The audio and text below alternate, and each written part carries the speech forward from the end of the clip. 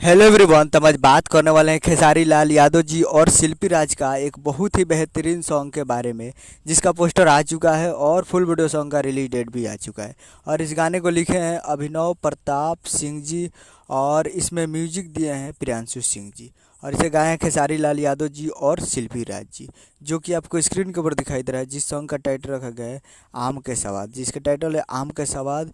और वीडियो में है खेसारी लाल यादव जी और रानी एक्ट्रेस जी, फिट में है रानी एक्ट्रेस जी।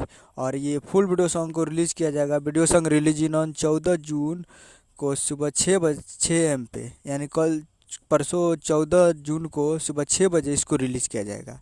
और काफ़ी बेहतरीन होने वाला है। और पवन सिंह जी का भी आम का आ रहा है और खेसारी लाल यादव जी का भी आने वाला है। तो देखते हैं कौन किसका बेस्ट होता है। तो 14 जून को सुबह 6 बजे तैयार रहिएगा web music Bhojpuri YouTube channel पे।